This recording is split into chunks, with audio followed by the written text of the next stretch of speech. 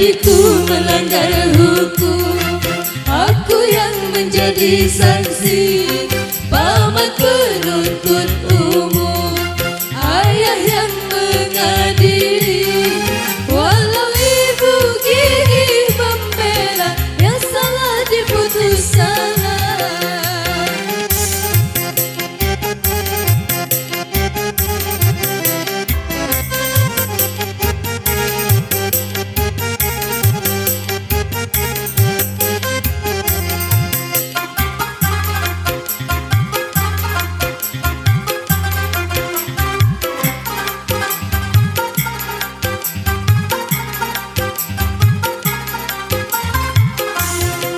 Itulah keadilan, tak kena sistem famili.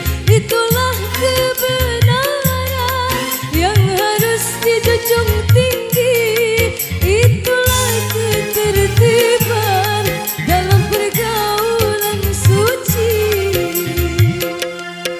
Adikku melanggar hukum, aku yang menjadi saksi, paman penuntut umum, ayah yang mengadili, walau ibu gigih membela, yang salah diputus salah.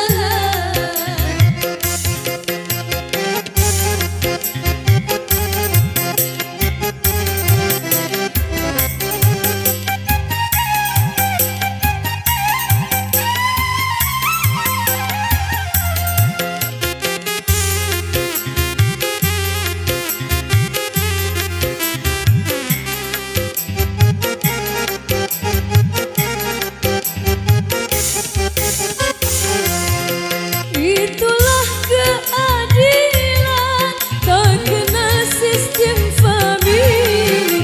Itulah kebenaran yang harus dijunjung tinggi. Itulah ketertiban dalam pergaulan suci. Adikku melanggar hukum, aku yang menjadi saksi, paman penuntut umum, ayah yang mengadili, walau ibu gigih membela, yang salah diputus salah. Tapi awas rayuan setan melalui manusia hantar, apabila kita tergoda, sikap terpuji akan sirna. Semoga Allah melindungi penegak keadilan. Apabila kita tergoda, sikap terpuji akan sirna. Semoga Allah melindungi penegak keadilan. Adikku melanggar hukum, aku yang menjadi saksi, paman penuntut